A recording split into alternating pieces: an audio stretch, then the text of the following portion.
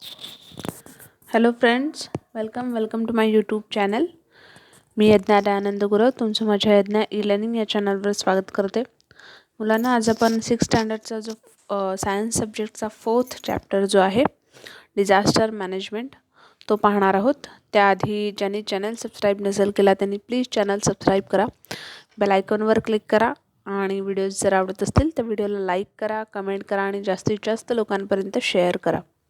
चला तर मग सुरू करूया आपल्या 4th चॅप्टरला. Disaster management. डिझास्टर म्हणजेच आपण आपत्ती असं म्हणतो, जसं पूर येणं, भूकंप येणं, ओके, सुनामी येणं. तर ह्या सगळे आहेत आपत्ती, ओके. आणि मॅनेजमेंट म्हणजेच व्यवस्थापन. म्हणजेच काय तर आपत्ती व्यवस्थापन. So let's start the chapter. Can you tell what events do you see in this picture? आता इथे खाली आपल्याला काही इमेज दिलेत. त्या इमेजमध्ये आपल्याला कोणते कोणते प्रसंग जे आहेत ते दिसत आहेत. तर इथे फर्स्ट जे आहे तुम्ही बघाल तर इथे आपल्याला अर्थक्वेक, भूकंप जो आहे याचा इमेज आपल्याला दिसून येतं आहे. नंतर सेकंड किंवा थर्ड इमेजमध्ये जर तुम्ही इथे पाहिलात तर पाऊस जास्त पडतो आहे, फ्लड जे आहे, पूर येतो, ओके. त्याच्यानंतर इथे आपण बघितलं तर इथे आग लागली आहे, फॉरेस्ट फायर. इथे सुनामी जे आहे ते आहे, ओके. 5th चॅप्टरमध्ये सुनामी दाखवले. तर अशा प्रकारे वेगवेगळे जे डिझास्टर्स इव्हेंट्स आहेत ते तुम्हाला इथे इमेजमध्ये दिसत आहेत. What would you have done in this situations? आपण या प्रसंगामध्ये तुम्ही काय काय केलं असेल किंवा काय काय केलं असतं हे तुम्हाला सांगायचं आहे. Have you experience such a situation your self? तुम्ही कधी हे असे प्रसंग अनुभवले आहेत का? व्हाय डू दिस इव्हेंट्स अक्युअर? हे असे प्रसंग आपल्यावर का उद्भवतात, ओके, अशा घटना का घडतात? तर या सगळ्या प्रश्नांची उत्तरं आज आपण या चॅप्टरमध्ये पाहणार आहोत. The term disaster. डिझास्टर म्हणजेच आता आपण पाहिलं आपत्ती, ओके. डिझास्टर म्हणजेच आपत्ती. आता इथे खाली आपल्याला इमेजमध्ये दिलं आहे effect of the earthquake at Killari. Earthquake म्हणजेच भूकंप झाला होता किल्लारी येथे. तर तिथे तिथलं जे इमेज आहे, तिथलं जे त्यावेळेचं जो सीन आहे तो इथे तुम्हाला इमेजमध्ये दाखवलेला आहे की घरांचे कशा प्रकारे घरांचं नुकसान झालं आहे, okay. Then in 1993 many people died due to the earthquake at Killari in Latur district. Killari कुठे आहे तर लातूर डिस्ट्रिक्टमध्ये आहे, लातूर जिल्ह्यात आहे. आणि 1993मध्ये तिथे अर्थक्वेक झाल्यामुळे म्हणजे भूकंप झाल्यामुळे हजारोच्या पटीने अशी लोक जी आहेत ती मृत्युमुखी पडलेत, okay. Even today, people of Mumbai shudder at the memory of July 2005, when many people had lost their lives in the deluge caused by heavy rains. आता 2005मध्ये, जुलै 2005मध्ये आपल्याला सगळ्यांना माहिती असेल की त्यावेळेला खूप मुसळधार पाऊस असा पडला होता आणि त्या पावसामुळे जे महापूर होतं ते महापूर आलं होतं आणि त्या महापुरात अनेक लोकांचा बळी जो आहे तो गेलेला होता, बरोबर. देन नेक्स्ट इव्हेंट त्यांनी काय दिला आहे तर in July 2014 the whole village of Malin in Ambegaon taluka of Pune district was destroyed in a matter of minutes due to a landslide. Many got buried under the heaps of soil and stone and lost their lives.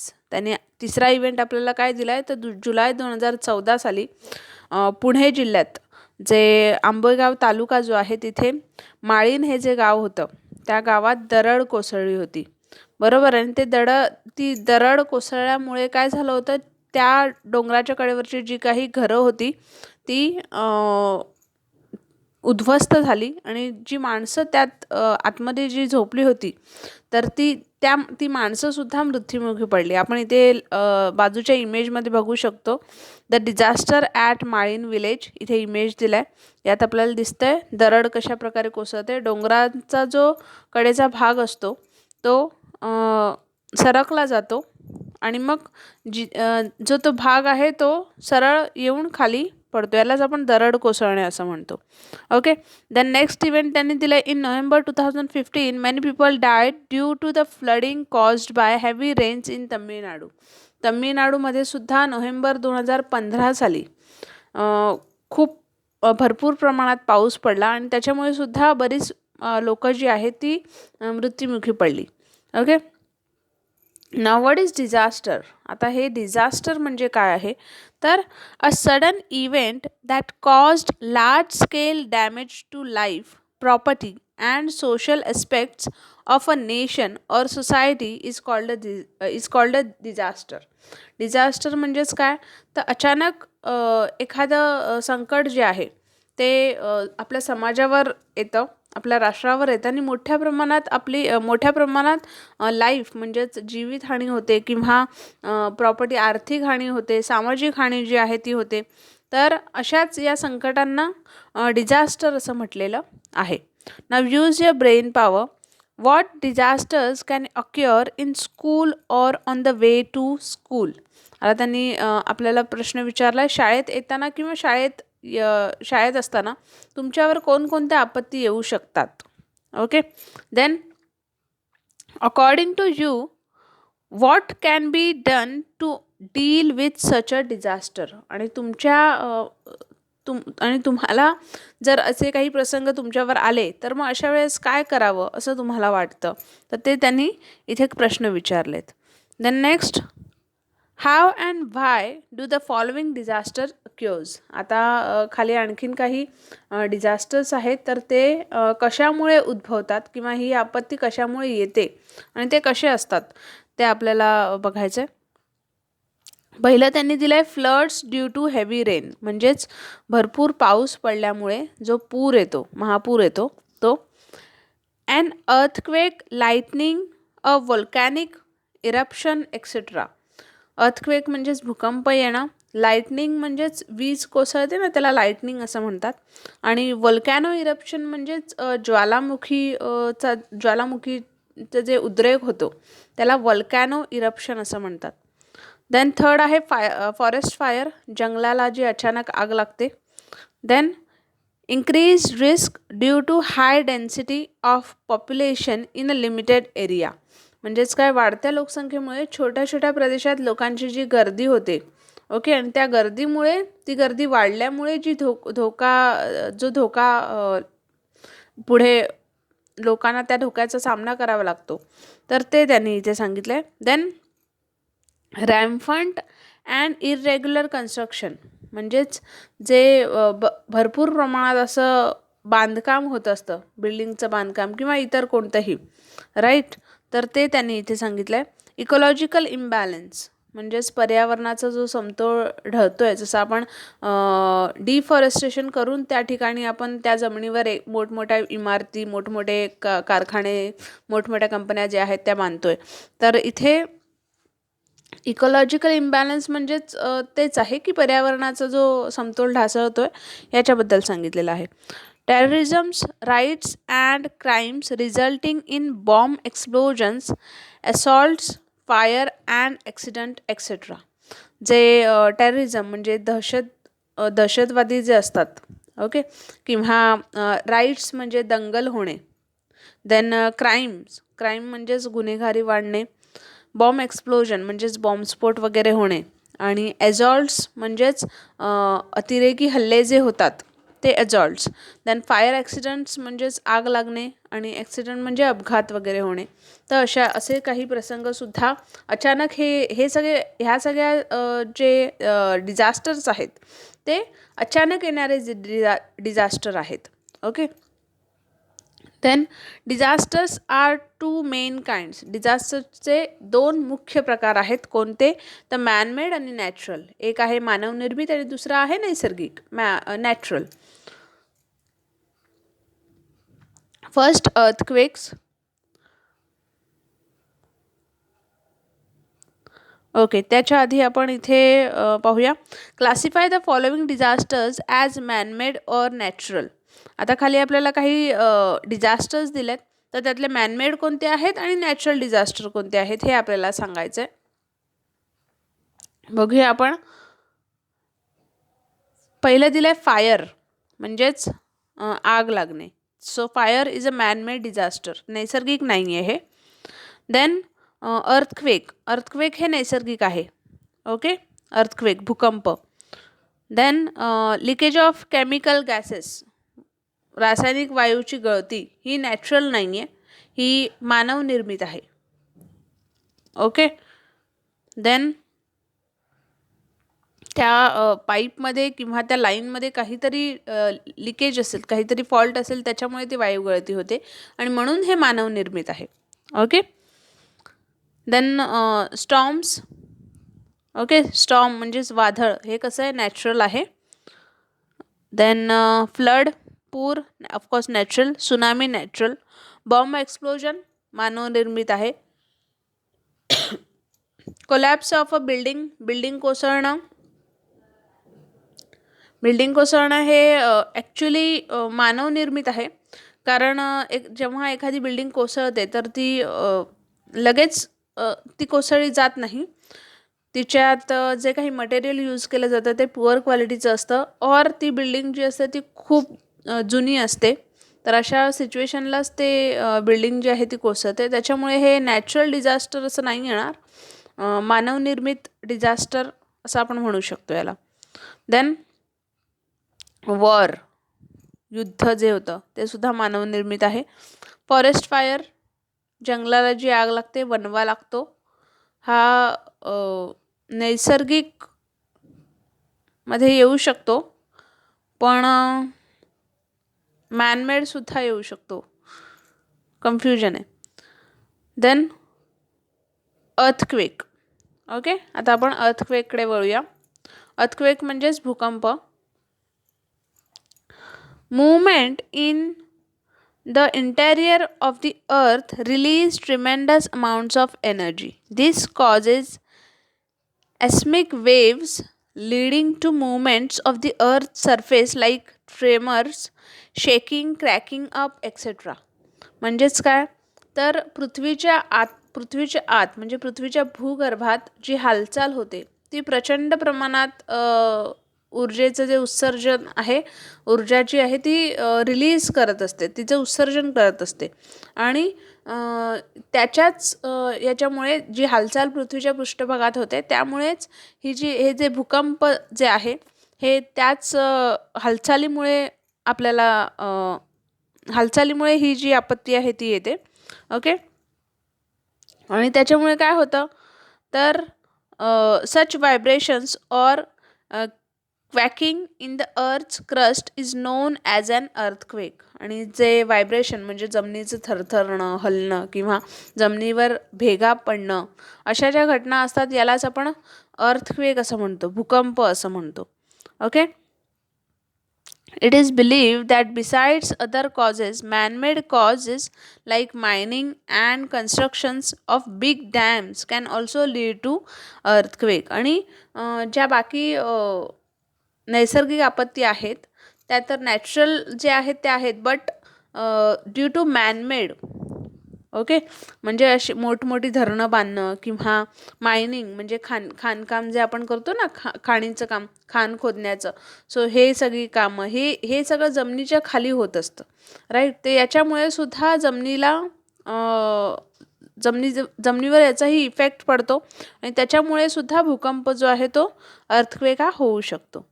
Then इथे आपल्याला effects of earthquake दिले, भूकंपाचे काही परिणाम दिलेत, effect दिलेत.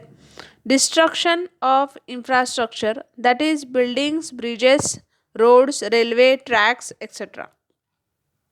काय दिलंय, तर बांधकाम, पूल, रस्ते, लोहमार्ग हे उद्ध्वस्त होणं, हे भूकंपाचे इफेक्ट्स आहेत. किंवा changes in direction of the flow of reverse, नद्या जे आहेत, नद्या ज्या दिशेने वाहतात त्यांची दिशाही अचानक बदलू शकते या भूकंपामुळे, त्यांच्या प्रवाहाची दिशा बदलू शकते. Huge loss of life and property, आणि जीवित आणि प्रॉपर्टी म्हणजेच वित्तहानी जी आहे ती सुद्धा भरपूर प्रमाणात होऊ शकते. देन नेक्स्ट फ्लड आहे. फ्लड म्हणजेच महापूर. A frequently occurring natural disaster in all parts of the world is flood. Flood जे आहे ते सतत वारंवार जे वर्ल्डमध्ये होणारं डिझास्टर आहे. Okay. Due to excessive rains in the same place a river overflows it banks causing a flood.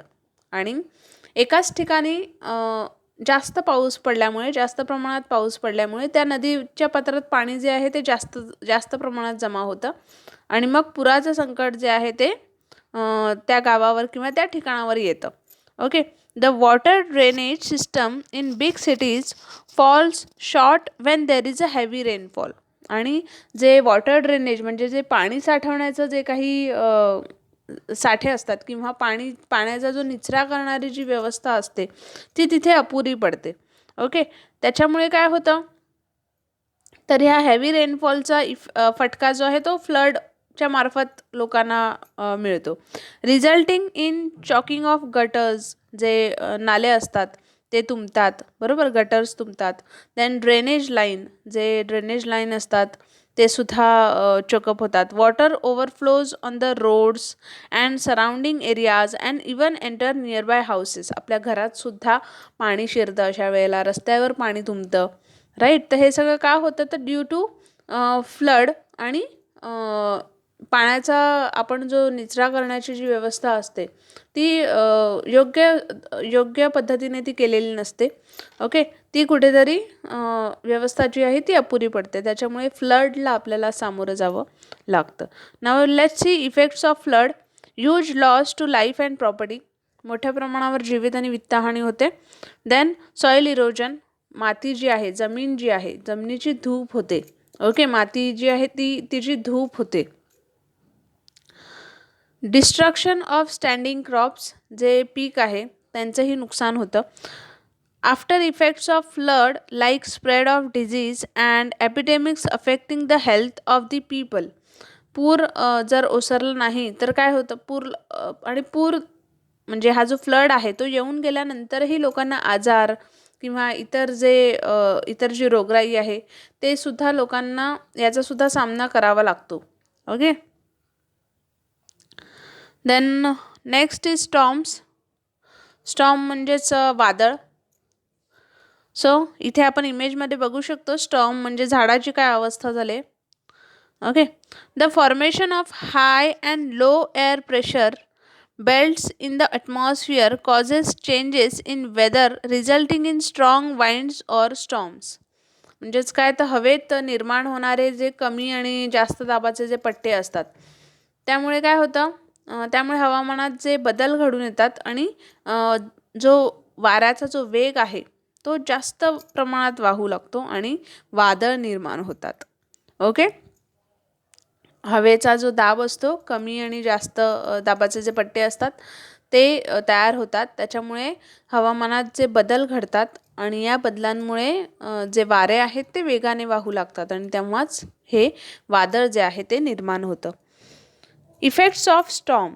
आता या स्टॉर्मचे इफेक्ट काय आहेत, परिणाम काय आहेत, तर great damage in the storm affected region. ज्या भागात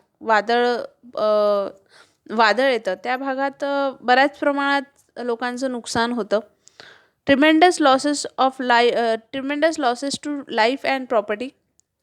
लोकांचं जे जीवन आहे आणि जी प्रॉपर्टी आहे, मालमत्ता जी आहे तिचं सुद्धा हानी होते.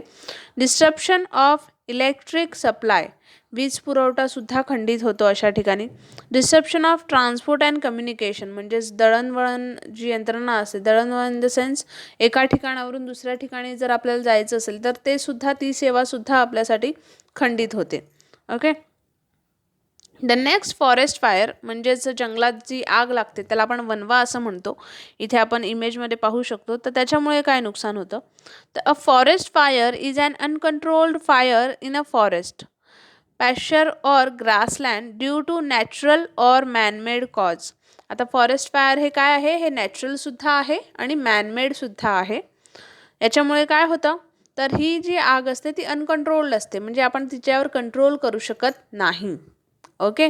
जे गवत असतात, बारीक बारीक जी झाडं झुडपं असतात, जी सुकलेले जे झुडूप वगैरे असतं, ओके, सुकलेली जी झाडं असतात, त्याच्यामुळे ही आग जी आहे ती जास्त प्रमाणात अधिक वेगाने पसरत जाते. त्याच्यामुळे तिच्यावर नियंत्रण मिळवणं हे आपल्या हातात नसतं. Okay. Forest fire spread at a tremendous speed, आणि ते जास्त वेगाने पसरलं जातं. Now effects of forest fire. Effect काय आहे त्याचे? तर great damage to natural wealth and biodiversity. Natural wealth म्हणजेच नैसर्गिक जे आहे झाडांची जी हानी होते, राईट. देन बायोडायव्हर्सिटी म्हणजेच जे सजीव, जे प्राणी, ॲनिमल्स जर एखादे तिथे असतील जिथे आग ही लागते, तर त्यावेळेस ते सुद्धा यात मृत्युमुखी पडतात. Then pollution of air. हवासुद्धा याने प्रदूषित होते. Okay. Then can you tell how many children are there in your class at present. तुमच्या वर्गात सध्या किती विद्यार्थी आहेत हे तुम्हाला सांगायचं आहे.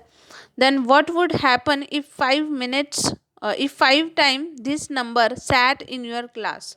जर एकाच वेळी 5 पटीने हे विद्यार्थी तुमच्या वर्गात जर बसले एकाच वर्गात, तर काय होईल? And which kind of disaster can occur in an extremely crowded place. आणि जर एखाद्या ठिकाणी गर्दी झाली, खूप गर्दी झाली, तर त्या ठिकाणी कोणती दुर्घटना घडू शकेल असं तुम्हाला वाटतं? चेंगराचेंगरी जी आहे गर्दीमुळे होते, बरोबर.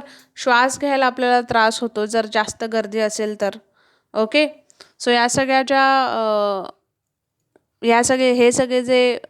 ज्या गोष्टी आहेत त्या जेव्हा गर्दी असते, क्राऊड असतं, त्यावेळेस घडतं.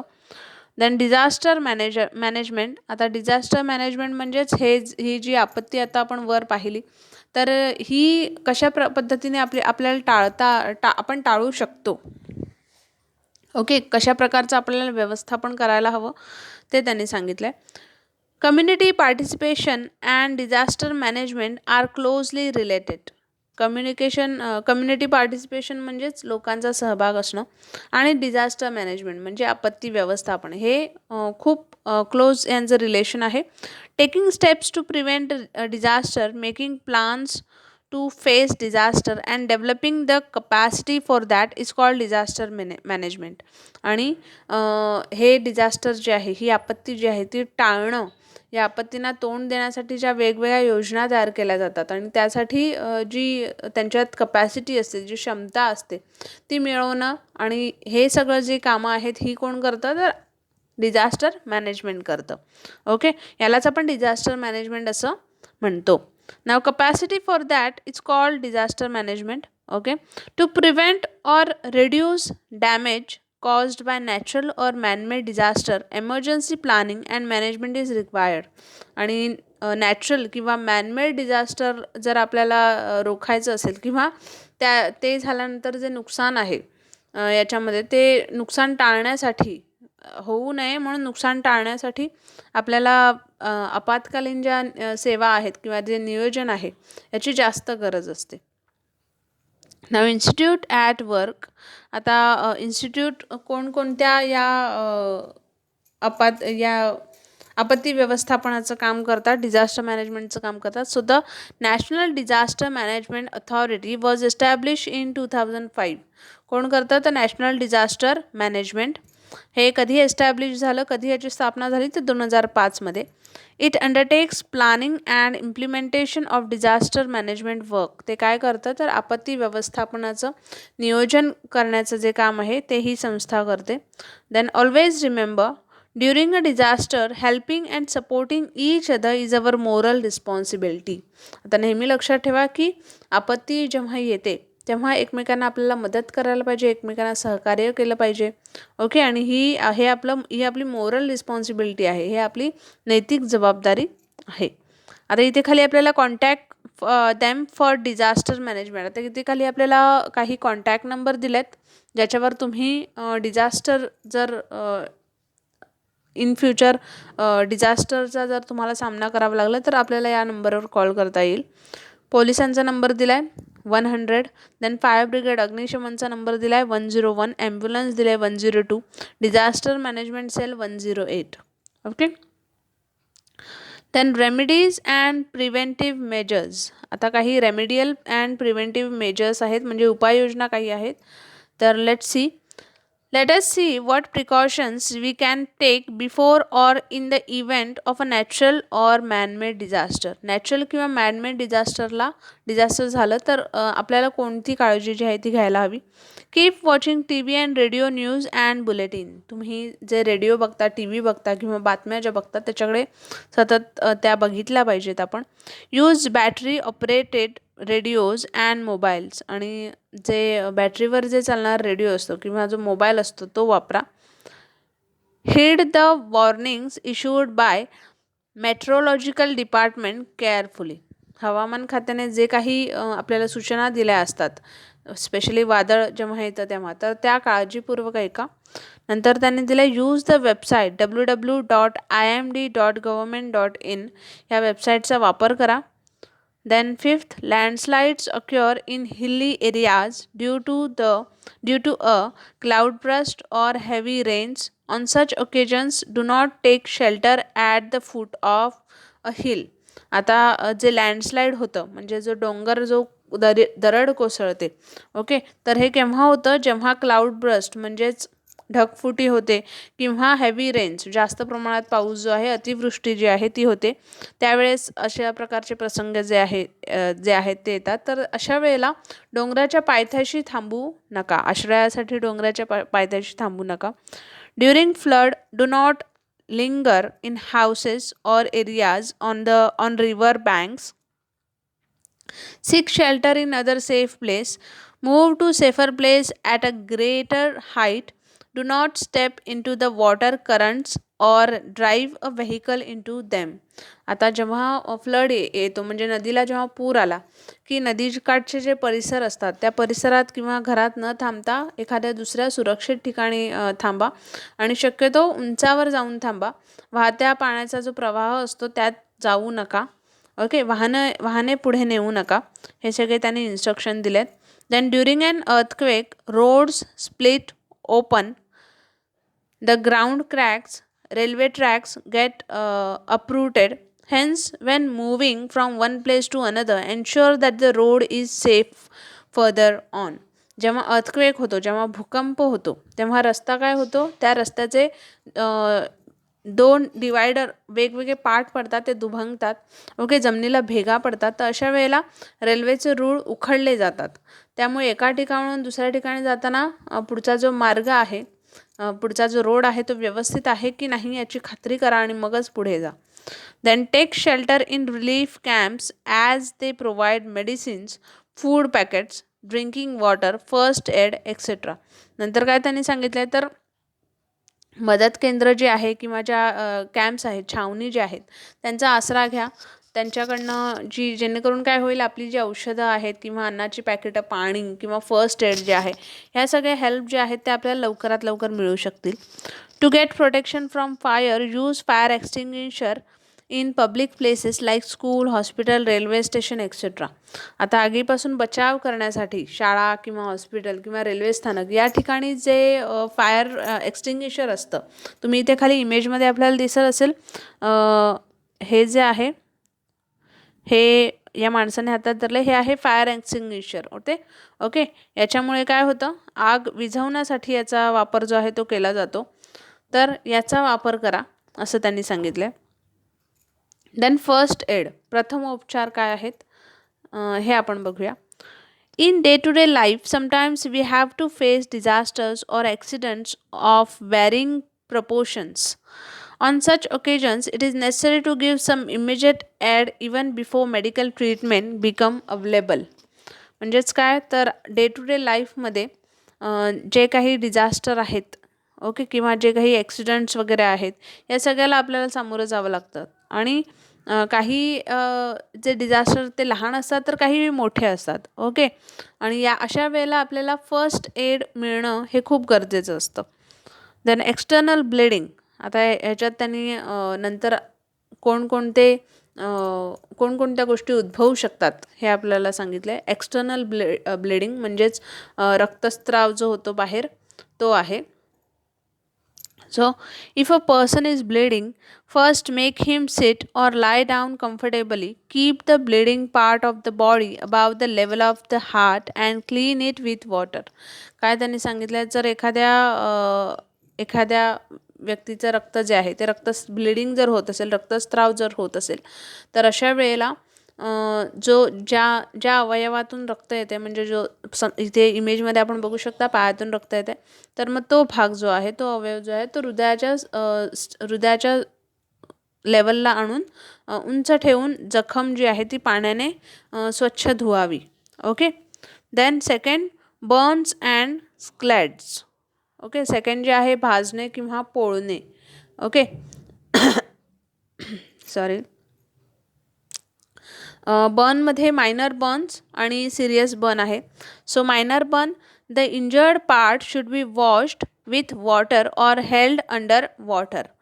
काय केलं जातं, तर जखम झालेला जो भाग आहे तो पाण्याने धुवा किंवा पाण्यात बुडवून ठेवा.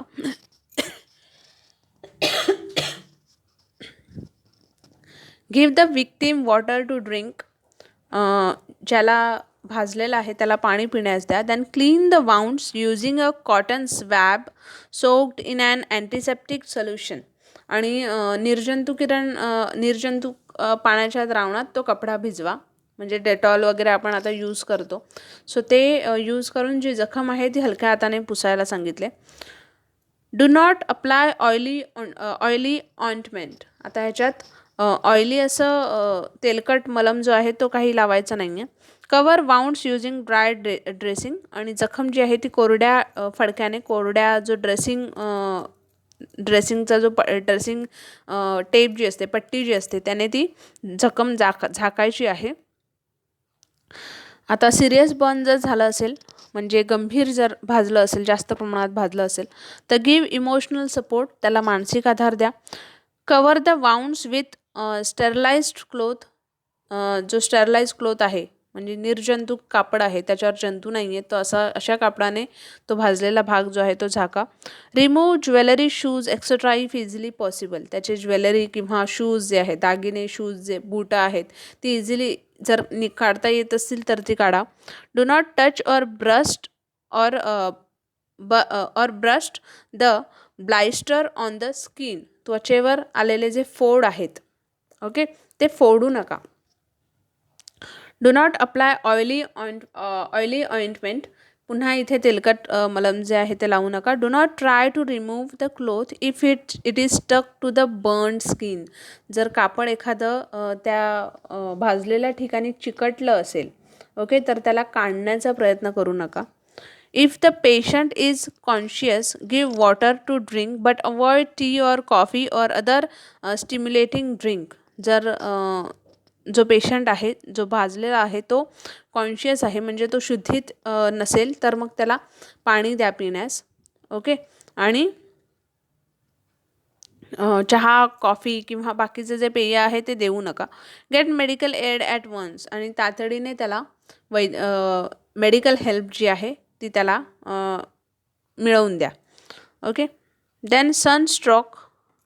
आता उष्माघात, सनस्ट्रोक म्हणजेच उन्हात गेल्यावर सुद्धा आपल्याला बघा चक्कर वगैरे येते, तर अशा वेळेला काय करावं. So when we work in the sun continuously for a long time, the body loses a lot of water and minerals. That is the reason for sunstroke. Sunstroke का होतं, तर जेव्हा आपण उन्हाच्या सूर्यप्रकाशात जास्त वेळ काम करतो किंवा त्यावेळेस काय होतं, आपल्या शरीरातलं जे पाणी आहे त्याचं प्रमाण कमी होतं, आणि हे कमी झाल्यामुळे सनस्ट्रोक जो आहे तो त्याचे परिणाम आपल्याला दिसून येतात. So remedial measures. आता ह्याचे काही असे झाल्यास काय करावे. So take the patient to a cool place or in a shade. तो जो पेशंट असेल त्याला सावलीत न्या किंवा थंड ठिकाणी न्या. Sponge the whole body with cold water. आणि त्याचं शरीर जे आहे ते थंड पाण्याने पुसा. Place a cloth soaked in cold water on the neck. त्याच्या मानेजवळ थंड पाण्याने भिजलेला जो कपडा आहे तो ठेवा. Give plenty of water or liquid like शरबत टू ड्रिंक. त्याला सरबत किंवा पाणी जे आहे ते भरपूर प्यायला द्या. If the patient feels like vomiting, make him lie prone, that is on his her abdomen with the head turn to one side. जर त्याला उलटी वगैरे होत असेल तर मग काय तर त्याला एका बाजूला झोपवा आणि मान जी आहे ती एका बाजूची, इथे आपल्याला इमेजमध्ये दिसत असेल, एका बाजूलाच त्याला एकाच बाजूवर त्याला झोपवायचं आहे. Okay. Then get medical help or shift the patient to hospital. त्याला तातडीने मेडिकल हेल्प द्या, त्याला दवाखान्यात शिफ्ट करा. 4th स्नेक बाईट म्हणजेच साप जर चावला तर मग कोणत्या रेमेडीज आपण हे करू शकतो बघूया. There are nearly 2000 species of snake. आपल्याला माहिती असेल तर जवळपास 2000 अशा सापांच्या जाती असतात. Of this only a few like cobras, then kraits, vipers and sea snake are poisonous. आणि यातले खूप कमी प्रमाणात जे आहेत तेच फक्त विषारी साप असतात. तर कोणते? कोब्रा आहे, त्यात क्रेट्स आहेत, देन वायपर आहेत आणि सी स्नेक आहे. ओके, समुद्रात जो साप राहतो तो आहे. हे पॉयझनस असतात. Therefore all snake bites are not fatal. आणि त्याच्यामुळे सगळे जे साप आहेत त्यांचा जो दंश असतो, त्यांचं जे बाईट असतं ते जर चावल्याने आपल्याला हानी होत नाही.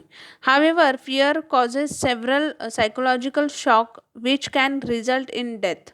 पण भीतीमुळे किंवा मानसिक जो आपल्याला धक्का बसतो साप चावलाय वगैरे, तर याच्यामुळे माणूस जो आहे तो मृत्युमुखी पडतो, तो दगावतो. If you come across a snake contact a सर्पमित्र rather than killing the snake at once. आणि साप जर चावला असेल तर लगेच त्याला न मारता जो सर्पमित्र आहे यांच्याशी संपर्क करा. ओके. नाव रेमेडियल मेजर्स काय आहेत? Wash the wound with water. ती जी जखम आहे साप चावल्याची ती पाण्याने धुवायला सांगितले. Then give emotional support to the पेशंटला मानसिक आधार द्यायला सांगितलं. Tie a cloth tightly above the wound. आणि जिथे साप चावला असेल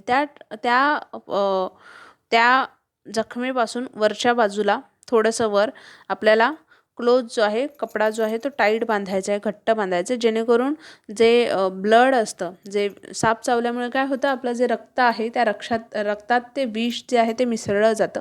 तर ज्या ठिकाणी साप चावला आहे त्याच्या वरच्या बाजूला जर आपण ती पट्टी कापडाची बांधली घट्ट, तर मग ते जे पॉयझनस जे रक्त असतं ते पॉयझन वर चढत नाही. Okay. Then get immediate medical help. तातडीने वैद्यकीय मदत जी आहे ती द्या. देन 5th आहे डॉग बाईट. कुत्रा जर चावला तर in a dog bite there is a risk of infection through the blood. Same कुत्रा चावल्याने काय होतं, त्याच्या माणसाच्या शरीरात जो रक्त आहे तो इन्फेक्शन म्हणजे रक्त दूषित होण्याचा जो धोका आहे तो होतो. Hence first aid and medical help are necessary. आणि त्याच्यामुळे प्रथमोपचार आणि मेडिकल हेल्प, वैद्यकीय जी मदत आहे डॉक्टरकडे घेऊन जाणं हे गरजेचं आहे. आता ह्याचं रेमेडियल मेजर्स काय आहेत तर wash the wound with a solution of potassium permanganate or other antiseptic. तुमचं जे जखम आहे ती पोटॅशियम परमॅग्नेटच्या पाण्याने किंवा दुसरा एखादं अँटीसेप्टिक यूज करून ती जखम धुवा. Cover the wound with a clean and dry cloth. जखमेवर कोरडा कापड ठेवायला सांगितलं आहे. Get a doctor's help and injection of the anti rabies vaccine. आणि डॉक्टरला दाखवायचं आहे आणि अँटी रेबीज जे इंजेक्शन आहे ते घ्यायचं आहे. Okay. Now let's see what we have learn from this chapter. A sudden calamities is known as a disaster. जे अचानक ज्या समस्या उद्भवतात त्यांना आपण डिझास्टर असं म्हणतो. डिझास्टर्स कॅन बी मॅनमेड और नॅचरल. त्या दोन पद्धती ज्या असतात, मॅनमेड मानवनिर्मित आणि नॅचरल निसर्गनिर्मित असतात. Alertness and immediate action are necessary on such occasions. आणि अशा वेळेला अल्टरनेट म्हणजे जागरूक राहणं आणि क्विक इमिजिएट असं ॲक्शन काहीतरी करणं हे गरजेचं असतं. Effective disaster management and use of remedial measures can help reduce the loss. आणि योग्य पद्धतीने जे व्यवस्थापन आहे, आपत्ती व्यवस्थापन जे आहे ते किंवा त्यांचे जे उपाययोजना आहेत यांच्यामुळे आपल्याला त्याची हानी जी आहे ती कमी करता येऊ शकते. Every person should know about safety precautions and first aid. प्रत्येक व्यक्तीला प्रथमोपचाराची जी पद्धत आहे ती माहीत असणं गरजेचं आहे. आणि should know about safety precautions म्हणजेच स्वतःची काळजी जी आहे ती घेतली पाहिजे in short. Okay. So friends, इथे आपला जो 4th चॅप्टर आहे डिझास्टर मॅनेजमेंट तो कंप्लीट झालेला आहे. होप तुम्हाला चॅप्टर जो आहे तो समजला असेल. आणि व्हिडिओज जर आवडला असेल तर ऑफकोर्स व्हिडिओला लाईक करा, कमेंट करा, जास्तीत जास्त लोकांपर्यंत शेअर करा. आमचं चॅनल सबस्क्राईब करायला विसरू नका. बेल आयकनवरही क्लिक करा. भेटूया आपण आपल्या नेक्स्ट व्हिडिओमध्ये. तोपर्यंत take care and have a good day.